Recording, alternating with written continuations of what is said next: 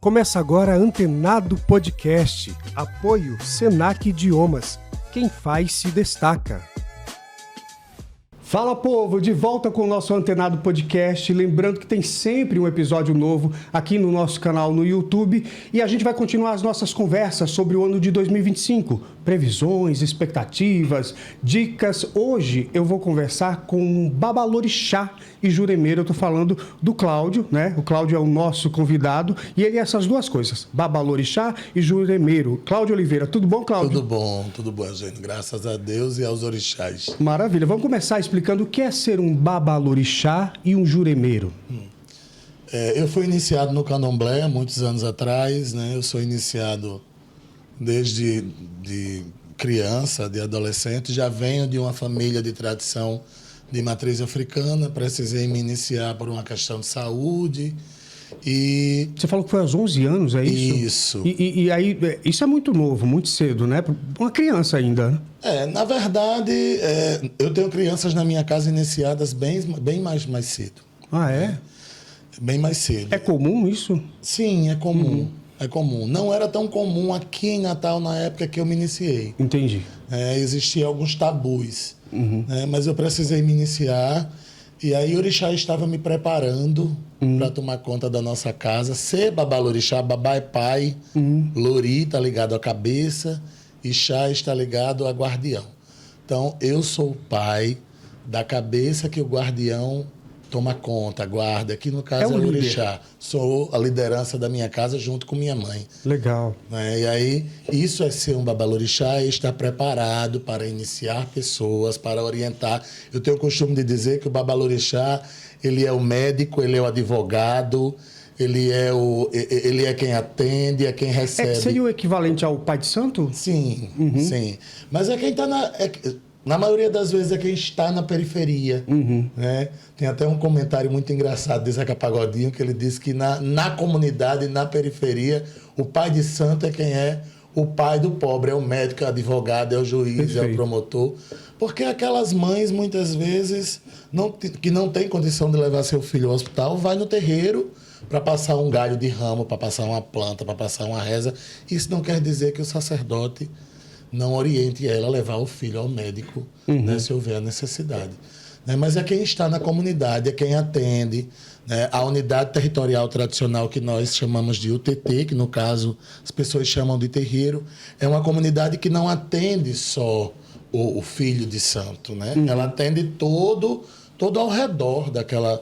Quem procurar bairro, também? Quem procura. Maravilha. E o Juremeiro, o que é essa classificação? O Juremeiro é uma pessoa que é preparada dentro da tradição do culto à Jurema Sagrada, que para a gente seria a primeira tradição do Brasil, que é a tradição indígena, né, com também elementos africanos e toda a questão... Ou seja, seria uma junção das duas, né, dos negros que vieram junto com os índios, é isso? Sim, com os indígenas, né? A diferença é porque no candomblé nós ligamos diretamente às divindades, que seriam Iemonjá, Xangô, Oxalá, Exu, que foi um orixá jogado à margem da sociedade, tão perseguido.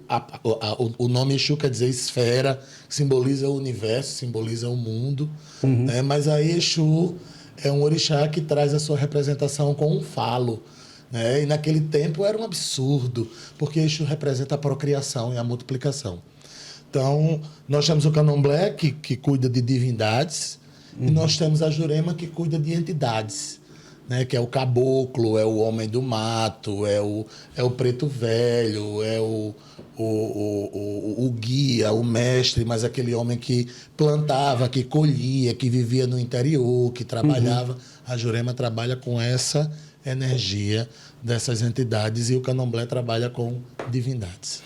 Hoje você acha que do tempo em que você foi iniciado para a atualidade, há menos preconceito em relação às religiões de matriz africana? Né? A gente vê até na internet, em redes sociais, hoje mais pessoas divulgando. Aí você vê...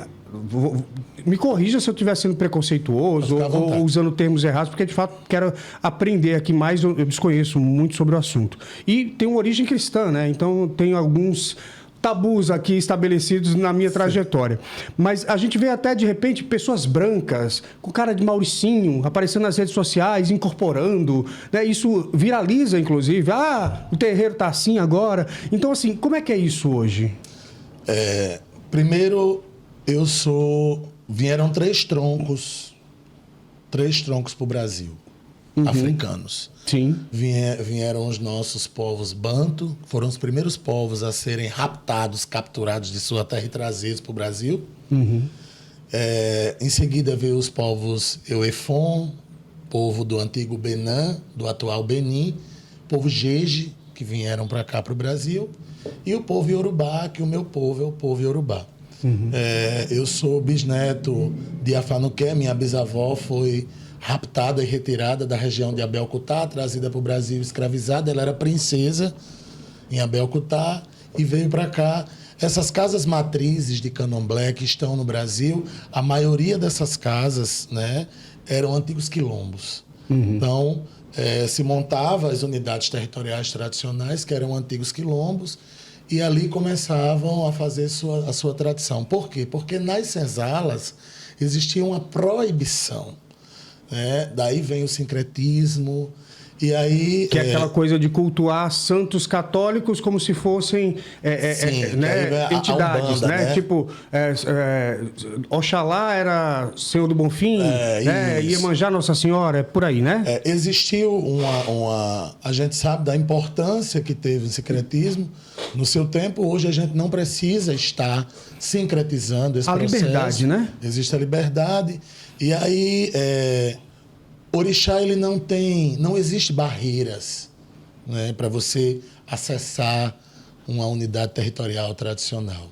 Né? Não tem barreiras. Não é porque fulano é branco, fulano é preto, que ele não será abraçado e não será envolvido. Até porque existe uma tribo africana de albinos, né, que é do povo Fum, que é do povo do Oxalá. Então, a gente não tem barreiras. Não existe barreiras. Nós tivemos uma grande mulher no Brasil.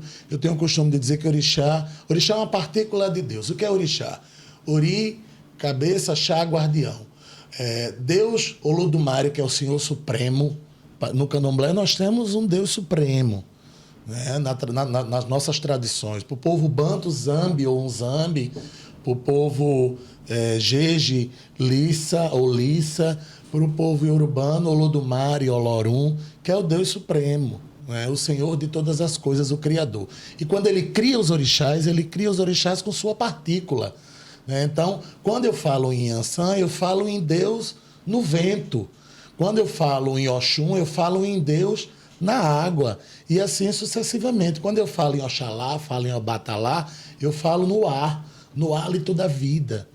Então, orixá, para mim, é a partícula de Deus. Eu não posso dizer que fulano, que Beltrano tem a salvação através da minha ligação com minha divindade. Porque cada um é tocado de uma forma. Né? Então, mas não existe essa barreira de ser branco, de ser preto. Nós tivemos uma grande mulher no Brasil, chamava-se... era uma francesa, né? E aí ela veio fazer um trabalho aqui no Brasil, o Mindareuá, né? Esse é o nome dela em África, no caso que ela foi iniciada, e ela veio fazer um documentário para lançar um livro no Brasil. Chega numa casa de candomblé do Brasil e bola, que é uma expressão que a gente usa para a pessoa que é tocada por orixá, e orixá pede que aquela pessoa seja iniciada. E aí uma mulher branca, francesa, dos olhos claros, nunca tinha tido ligação nenhuma. E a vinda dela para o candomblé foi crucial. O marido era cônsul na época. Ela abre as portas dos nossos negros virem para o Brasil para discutir a questão do candomblé, que muitos não queriam chegar pela questão do medo do processo de escravização que a gente sofreu. Então, o candomblé não tem tabus das pessoas serem brancas, serem negras. Mas hoje tem essa modinha também de, vou entrar para o candomblé porque virou moda, por exemplo, ou não? Eu me assusto com algumas questões, porque tem muita gente que usa o termo do candomblé por modismo. Você tem artistas, né? Por exemplo, a Anitta é um expoente aí que até em clipe já colocou essa questão, né? Disse que perdeu seguidores porque depois que lançou um clipe tratando da temática. Então tem também essa coisa do pop, se tornou um pouco popular. A Anitta é iniciada antes da fama. Antes disso tudo, sim. Nós temos uma gama de Mas artistas. ela acaba difundindo isso, né? Também. Nós temos uma gama de artistas ali que são iniciadas antes dessa explosão da fama. Isso não quer dizer que os outros não cheguem, que não sejam bem-vindos. Não, pelo contrário. Isso ajuda a romper essas barreiras que a gente sofre do epistemicídio. Quando eu falo da questão do processo do epistemicídio negro e do epistemicídio indígena, eu falo do processo de apagamento, daquilo que é mais fácil para o acesso da discussão branca. Eu, por exemplo, fui vítima, durante minha infância, de racismo. Eu perdi meu cabelo porque eu usava química todos os dias, porque meu cabelo era de balaio. Tipo aquela história, ele tem um cabelo ruim. Né? Então, eu sofri muito com esse processo, porque no meu tempo não se discutia isso. E o cabelo ruim é o cabelo do negro. Sim, e aí eu passei esse processo, Então, mas isso é um processo que vem através do epistemicídio, do apagamento, da ausência da discussão. A menina negra que tem que aprender a conviver com a boneca branca, que não se acha na escola.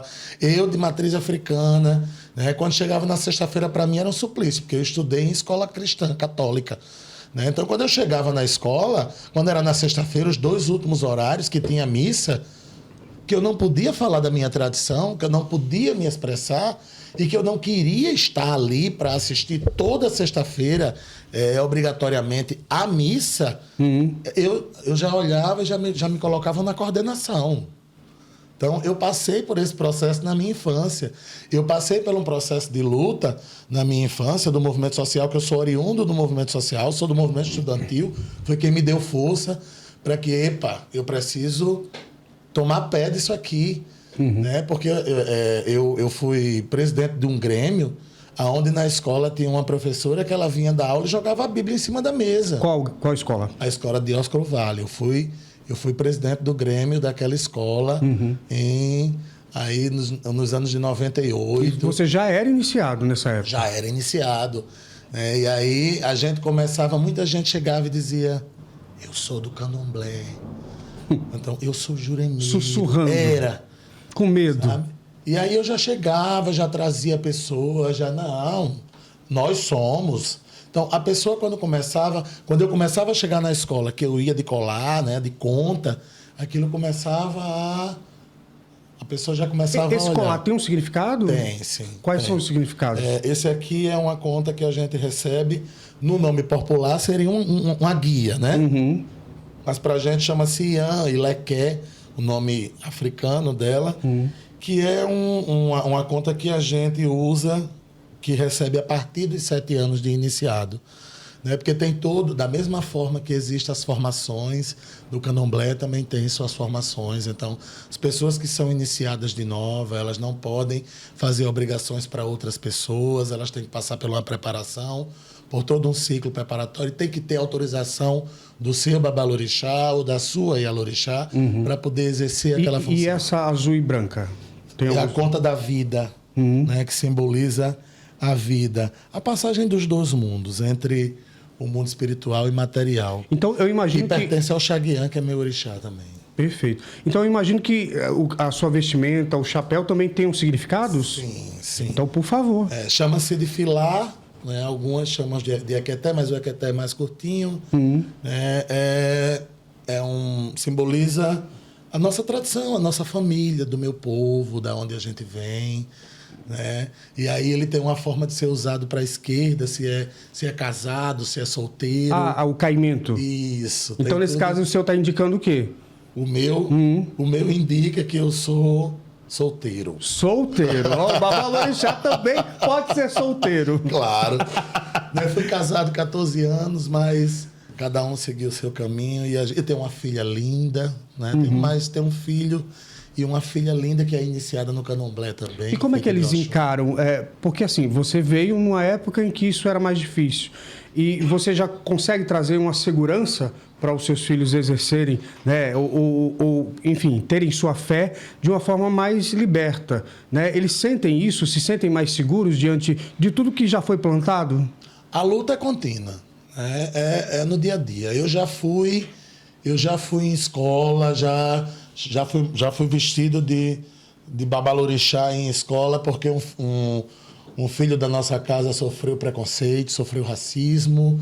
Fui falar com a diretora, fui falar com o professor, já fui em secretaria de educação, já fui discutir o processo. Então, é uma luta contínua, né? E eu sei que essa semente que a gente planta hoje, a gente está vendo ela germinar, está vendo ela florescer. Não é fácil. Não é fácil. Minha filha, por exemplo, sofreu preconceito na escola que ela estudava. E eu exigi que a escola fizesse uma semana de discussão.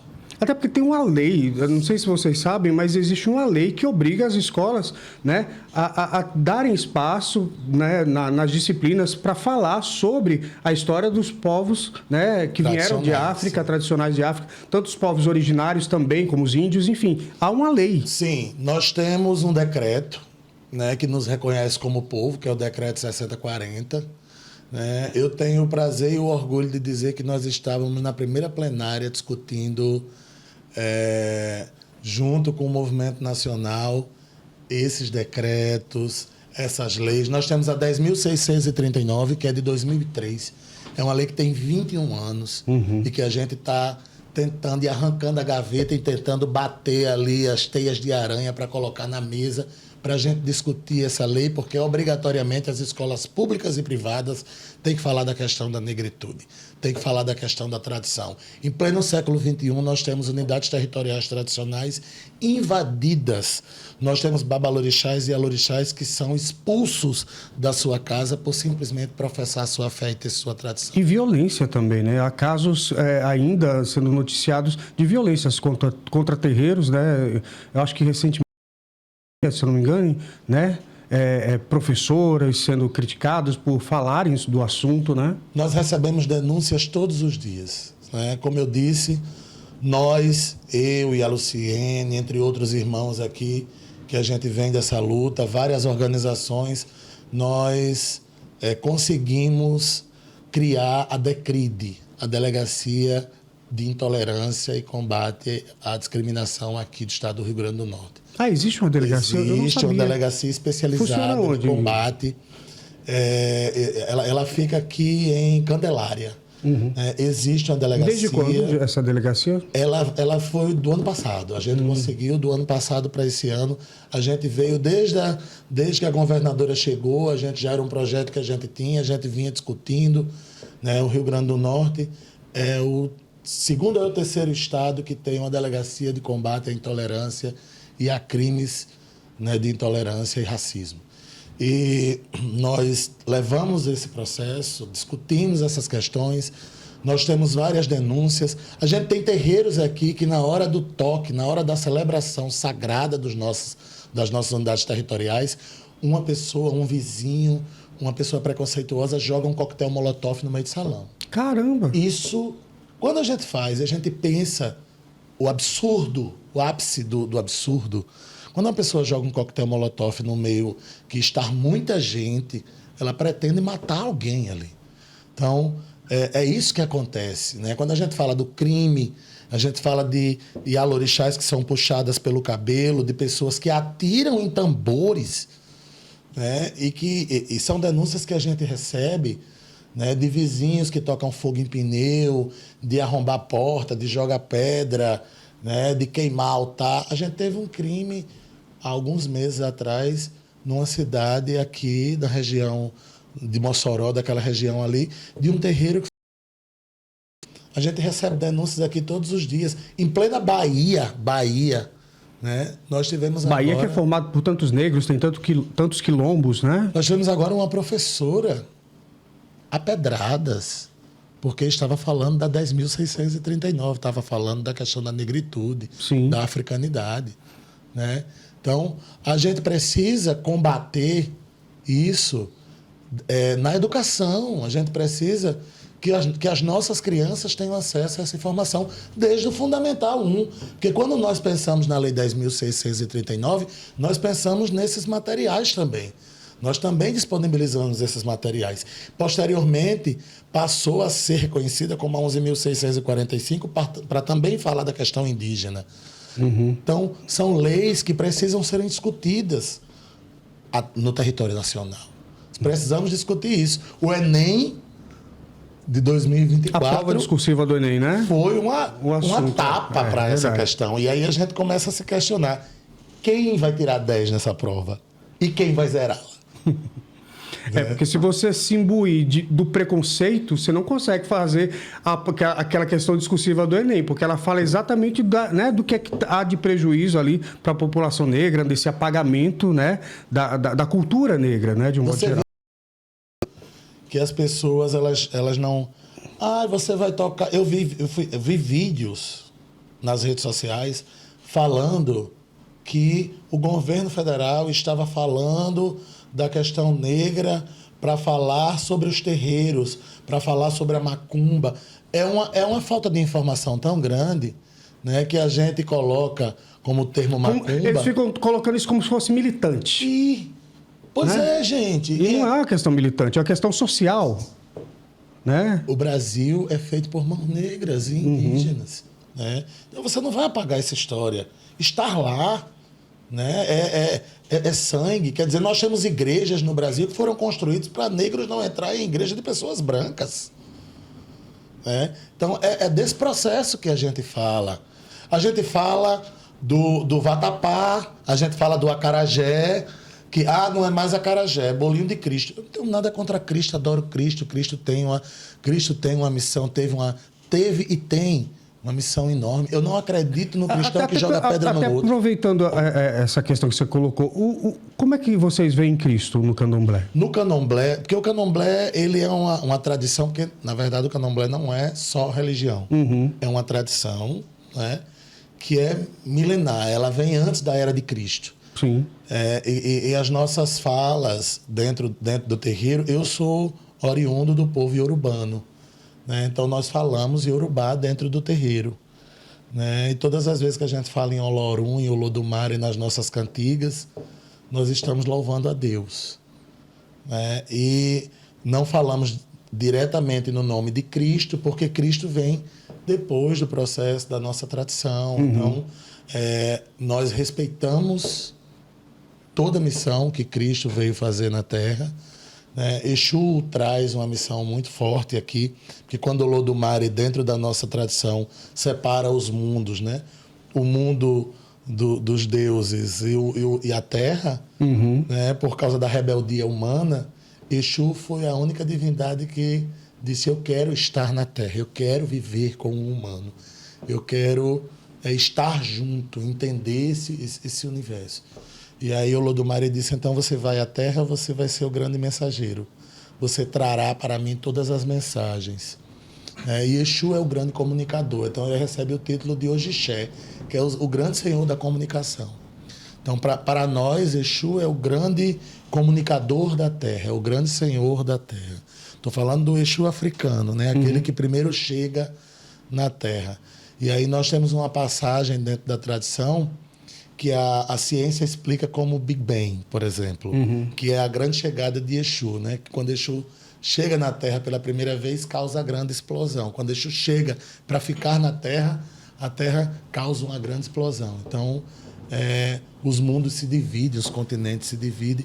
E, por sinal, está escrito, muito bem escrito, num livro chamado Os Nagôs e a Morte, que fala sobre...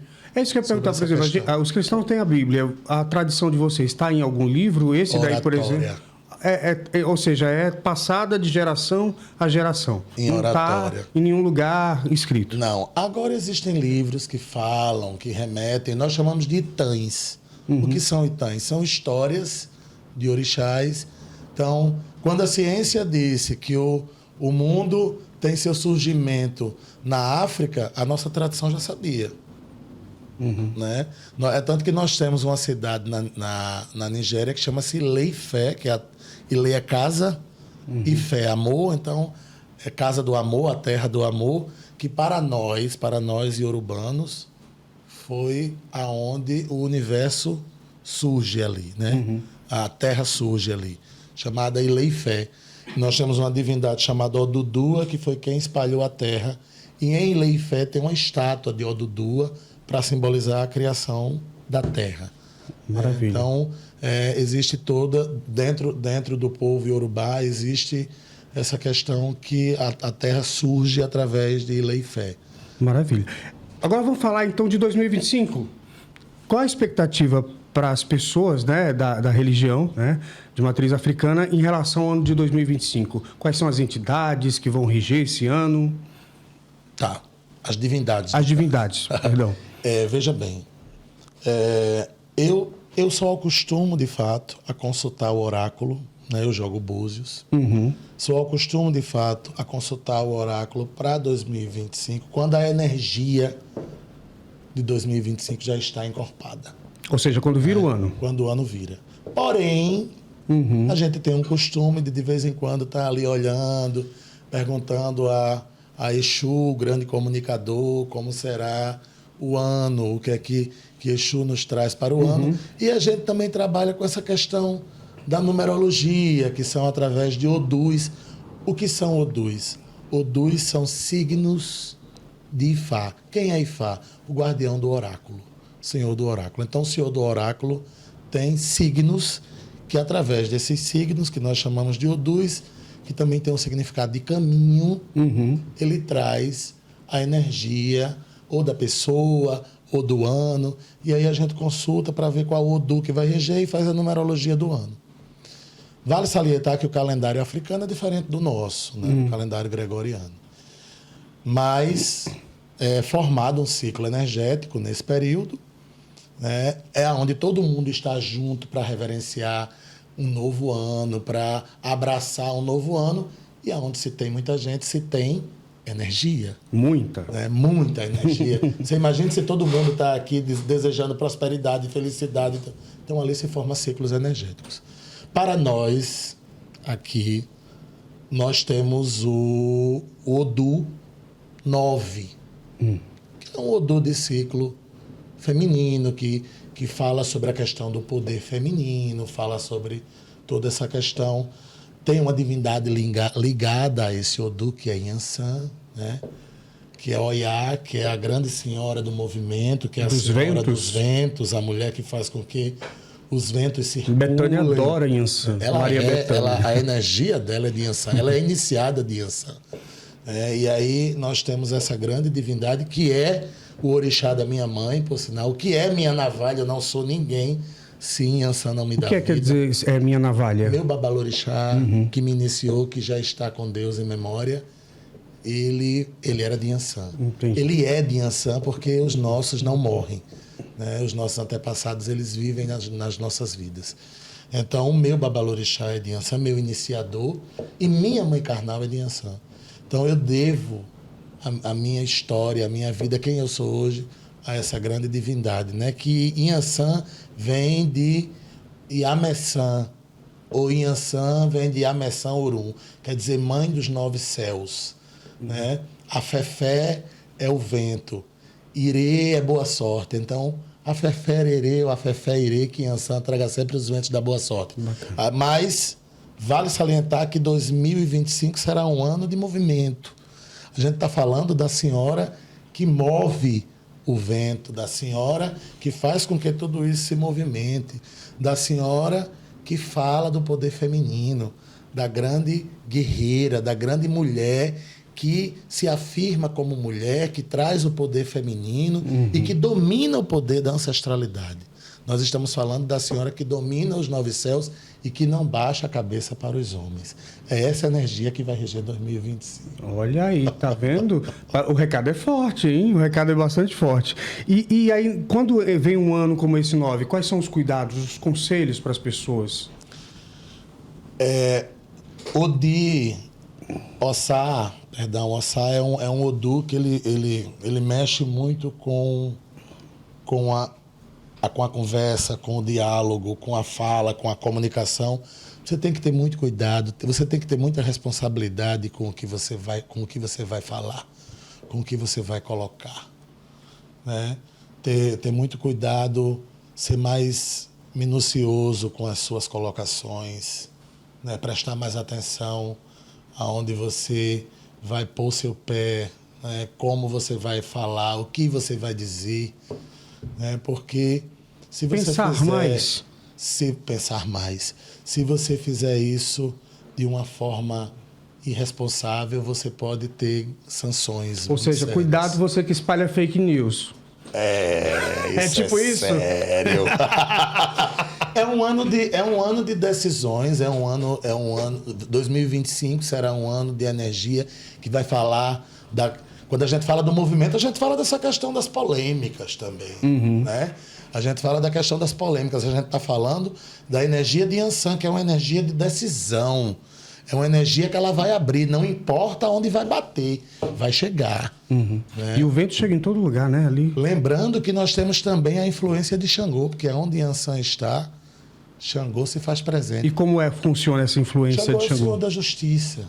Né? Então, Xangô também traz essa questão da justiça, né? Do poder da justiça, e está junto com Yansan. É um ano que será um ano ligado a amor também, porque a gente traz duas energias aqui, Xangô e Yansan, que a gente fala... O masculino e o feminino. Pois é, não é nem pela questão de ser o macho e a fêmea, mas é a questão do poder, porque nós estamos falando de dois orixás do Dendê, dois orixás do fogo, dois orixás quentes, que estão ligados ao poder e à energia do fogo. Então, o vento em si, a gente precisa ter muito cuidado, o vento traz coisas mais secas, o fogo predomina. Falando da questão do amor, não é diferente, né? Então, sabendo como fazer e sabendo como agir, é um ano de prosperidade, só tem que ter cuidado. Agora, o nosso Babalorixá também tem um lado artístico-cultural muito forte, mas que também não deixa de ter uma conexão muito forte com a ancestralidade, com a questão do negro. Você é cantor também, não é isso? Sou sim. A gente nós criamos uma banda, né? Quando eu pensei em criar a banda, eu pensei em criar uma banda 100% com o povo de tradição, porque eu tinha uma dificuldade muito grande aqui no Rio Grande do Norte. Eu não consegui, como homem de tradição, como homem de matriz africana, eu não conseguia, e como artista, eu não conseguia me enxergar no palco. Eu estava lá para prestigiar a música, a cultura dos meus parceiros, dos meus amigos, dos meus irmãos, mas era uma dificuldade muito grande quando a gente ia fazer um evento de cultura negra, por exemplo. Em 2011, nós fizemos o primeiro 20 de novembro da Câmara Municipal do Natal. Que agora é feriado nacional. Pois é, a primeira vez na história, né? E aí nós fizemos o primeiro 20 de novembro, ainda na gestão. Agora é curioso, só te interrompendo um pouco, é feriado nacional, mas ainda enfrenta a resistência, né? O que tinha gente dizendo, pra quê? O Dia da Consciência Negra, não sei o quê. Pois é. A gente, veja bem, as pessoas discutindo o 20 de novembro, que está reverenciando o Dia da Consciência Negra. Consciência Negra. Sente, vai ler um livro, vai estudar sobre o assunto, vai ter consciência, né? Ter essa visão de classe. Que precisa disso, que quando a gente vê o quanto que os grupos vulnerabilizados da sociedade sempre estão presentes negros, quem mais tem problema de acesso à educação? Os negros. Quem mais está preso? A população negra. Quem mais morre? A população negra. Então, é mais do que necessário que essas pessoas precisam desse reconhecimento e desse resgate para garantir isonomia para elas. O genocídio. A gente fala do genocídio negro, mas a gente fala do genocídio da história. Perfeito. Né?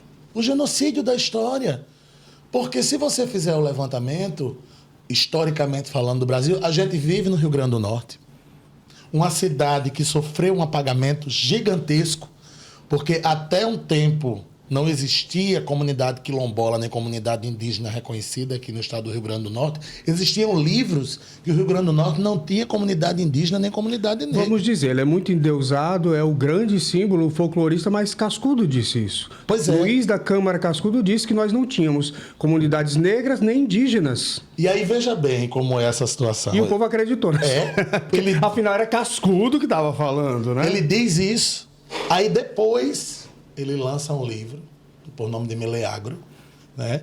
Que aí ele fala sobre um indígena, olha só, um indígena da tribo Mipibu, que foi morto Em 1756, por praticar Jurema, no dia 2 de julho. Nós entramos com uma solicitação na Assembleia Legislativa, reconhecendo o dia 2 de julho. A gente solicitou a deputada, o gabinete da deputada Divaneide abriu a porta e a gente solicitou a deputada que reconhecesse o dia 2 de julho como o dia da Jurema, o dia da Jurema. E, graças a Deus, hoje é uma lei que existe no estado do Rio Grande do Norte que reconhece o dia da Jurema, porque nós tivemos um indígena aqui que foi morto em 1756 por praticar Jurema. Digo que é o único mártir de Jurema do mundo, né? A Jurema é considerada a primeira religião do Brasil, a primeira tradição do Brasil, porque é a cultura indígena. Quando os povos chegaram aqui, a cultura já existia. Feito esse parênteses, vamos voltar para a arte. Você, então, tinha dificuldade de encontrar grupos artísticos que representassem? Com essa linguagem, com a linguagem do terreiro, com o que é tão lindo dentro do terreiro, com o toque do tambor, né? E aí a gente teve uma dificuldade muito grande, que a gente queria fazer o 20 de novembro e não tinha. Eu trabalhava na época na Câmara, e uma colega chegou e disse, já sei, faltando 10 dias para o 20 de novembro, ela disse, já sei a banda que vai tocar. E aí eu já cantava, né? Porque minha mãe era cantora. Então, eu venho da época de Graça Oliveira, que tinha um antigo bar Sonho Meu, lá em Igapó. Essa galera da música, eu conheci tudo. Então, na época que Zé estava começando lá atrás, eu era pequeno, mas eu tive o meu primeiro contato com o microfone com 11 anos. Então, eu venho desse processo. E aí a gente não conseguia se encontrar. E ela chegou e disse, é o senhor, Babá, que vai fazer o 20 de novembro. Eu digo, você tá louca? Porque eu tinha um projeto, mas era um projeto que eu ia construir, ia organizar. E aí eu fui jogado. Fui jogado. A gente fez o 20 de novembro, foi maravilhoso. Quando terminou, eu digo, eu não quero mais conversa.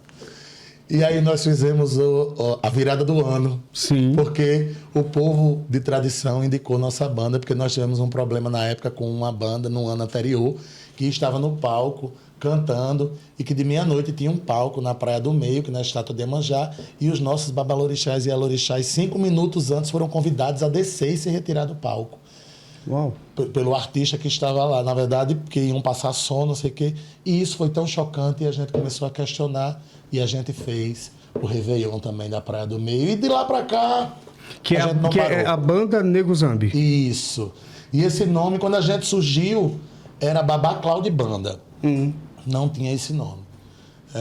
E aí, um dos nossos músicos é Jorge Negão, que eu quero mandar um beijo para ele, que é um cara que faz um trabalho magnífico da cultura potiguar aqui no estado. Jorge Negão que ensina percussão, né? É maravilhoso, que é do Folia de Rua Potiguar. Muito bom, muito bom. Jorge Negão é um dos Matusalém da banda ali. Maravilhoso. Tá comigo desde a primeira vez. E tem uma paciência. Eu fui cantar com ele num projeto de umas meninas que cantavam músicas do Chico Buarque. Sim. E ele fazia percussão com as meninas. Nossa, é muito didático, paciente. E ele é maravilhoso. Com aquele jeito dele. Conquista todo mundo. E aí ele toca com a gente, né? A gente começa a fazer a banda, tudo. Depois eu me aborreci com o músico, disse que ia parar, não sei o quê. Que não é fácil lidar com músico. Eu bem sei. Banda. Ensaio, horário. Pois é, e aí você sabe, né? E a gente que canta, a gente que traz a música para nossa realidade, né? Então a banda Nego Zambi, ela traz elementos potiguares. Eu quero colocar o coco, a gente coloca o elemento também da cultura popular. Algumas músicas a gente vai colocando maracatu e músicas que são conhecidas. Então a nossa ideia é trazer a música que é cantada, que muita gente muitas vezes não sabe o que está cantando, mas quando Margarete canta Dandalunda Maibanda Coque, ela está louvando uma divindade do povo banto. Né? E entre outras músicas, como por exemplo Faraó, que é o boom, né? Principalmente no carnaval, a nossa banda não pode deixar de cantar Faraó. E aí ela fala justamente disso, né? Deus, divindade infinita do universo, predominante esquema mitológico, a ênfase do espírito original, Exu, formará o Éden, ovo cósmico. Engraçado, as pessoas não cantam, não dá pra entender Exu. Elas estão enroladas. Exu, é o Exu, não tem o E. É o Exu, não tem o E ali no E. Já é uma coisa, um pouco de vergonhinha ali, né? Pois é. Exatamente por as pessoas distorcerem essa coisa, pelo que eu entendi aqui, da figura de Exu, né? Ele foi endemonizado, se é assim que posso dizer? Pode. né? Então é isso. Agora, já viu, né? Ele sabe cantar, então não vou ter dificuldade na hora do karaokê, né? É e aí outra história. A gente tem a banda, né? A gente tem a banda que a gente traz essas músicas africanas, a afro, né? Essa música afro-brasileira, o axé, a e nossa tem também uma cultura. escola de samba, né? Tem sim, graças a Deus, maravilhosa. A Batuque Ancestral, que é meu coração. Eu sou intérprete oficial da Batuque Ancestral, né? A Batuque Ancestral que... Tem quanto tempo a escola de samba? A escola é de 2019. É novinha. É nova, é caçula. A escola é caçula. Né? 2018, e aí desfila no Carnaval de Natal. 2018, 2019, isso. E aí a gente traz todos os nossos temas, 2018. Todos os nossos temas falam sobre a questão da negritude. Né? A gente falou, nosso primeiro ano a gente falou de Candeia. Né? Em uma só voz vai ecoar, Candeia, guerreiro, negritude, achar lição. A gente fala de personalidades negras, de pessoas negras. Esse ano a gente vai falar de uma professora negra das Rocas, uma mulher que alfabetizou uma série de pessoas, uma mulher negra que veio do interior, no lombo de um jumento e que também levantou a bandeira de pé no chão, se aprende a ler, que tem alunos desde aquele que está, chega a arrepiar, desde aquele que está no bar, aquele que se senta na cadeira de juiz e que é médico. A gente vai falar desta mulher. Como chama? É a Mãe de Graça. A Mãe de Graça, que é a rainha, a grande rainha do carnaval. Ela é Mãe Carnal de Graça. A gente vai trazer ela para a avenida. Bacana. É muito emocionante falar dessa estrela, dessa grande mulher. A escola está vindo trazendo a história dela assim, de uma forma, uma mulher que contribuiu muito para a história do Rio Grande do Norte. Para finalizar, antes da gente ir para a cantoria, eu queria, Cláudio, saber de você, qual que você acha que é o maior legado? O que é que você está deixando de tudo que você construiu na sua trajetória, né? Como pessoa, como babalorixá, como líder, né? da religião de matriz africana, como cidadão, qual é o maior legado? O maior legado que a gente deixa nessa história é ensinar as pessoas e dizer para elas que elas ocupem os seus espaços e os seus lugares.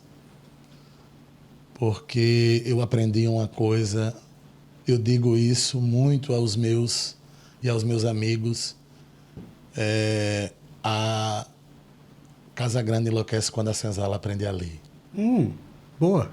E aí eles precisam entender que a senzala aprendeu a ler faz muito tempo e que um dos maiores legados que a gente deixa é que nós somos de uma raça de negro que antes de apanhar a gente dá e que a gente quer resolver tudo da melhor forma possível, mas com respeito. Se faltar respeito, a gente vai ocupar os nossos espaços.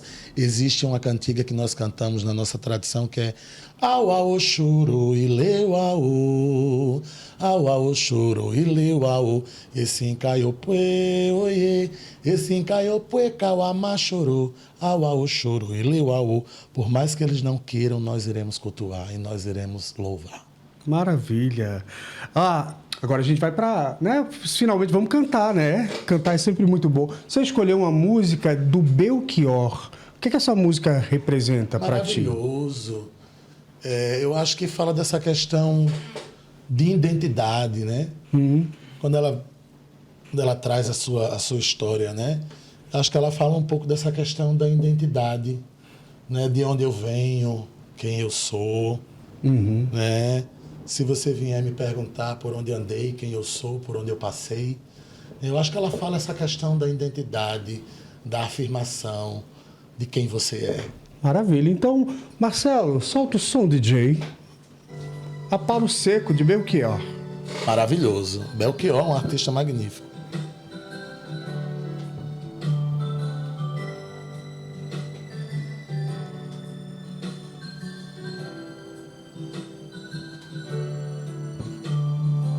Se você vier me perguntar por onde andei, no tempo em que você sonhava, De olhos abertos lhe direi, amigo, eu me desesperava. Sei que assim falando pensas que esse desespero é moda em 76. Mas ando mesmo descontente, desesperadamente eu grito em português. Mas ando mesmo descontente, desesperadamente eu grito em português. Tenho 25 anos de sonho de sangue e de América do Sul. Por força desse destino, um tango argentino me cai bem melhor que um blues. Sei que assim falando pensas que esse desespero é moda em 76. Eu quero é que esse canto todo feito faca corte a carne de vocês. Eu quero é que esse canto torto, feito faca, corte a carne de vocês. Muito bom, canta muito, hein? Essa voz aí, puxando história de samba, arrebenta. Queria te agradecer imensamente. Queria te agradecer muito pela atenção, tá? Por ter aceito esse convite, por ter falado e nos ensinado tanto, né, do quanto que a gente precisa aprender mais sobre os nossos irmãos, né? Eu tenho sangue negro, né? Somos todos, é um país misturado, e o quanto que a gente precisa respeitar essa ancestralidade e tratá-la com devido respeito, igualdade, para que a gente tenha um país melhor, porque só vai estar bem se estiver bem para todo mundo, para brancos, negros, enfim, para todo mundo. Obrigado. Imagine você. Primeiro eu agradeço o espaço, agradeço a todos que estão aqui. Imagine você se a gente estivesse brigando para ocupar um espaço de direitos. A gente só quer ser respeitado. A gente quer ocupar os nossos espaços. E que todos venham construir juntos com a gente, conosco. Maravilha. Obrigado, Cláudio. Gente, fica por aqui. Voltamos no próximo Antenado Podcast. Eu posso deixar o Instagram? Por favor, pode sim, claro. Acompanhe a gente lá nas redes sociais, @babaclaudiarn, e a gente está lá alimentando. E a página do Axé também, que é @ileaxéolorumalé oficial. Maravilha. Obrigado a vocês. A gente volta no próximo programa e axé. Axé o... Termina aqui Antenado Podcast. Apoio Senac Idiomas. Quem faz, se destaca.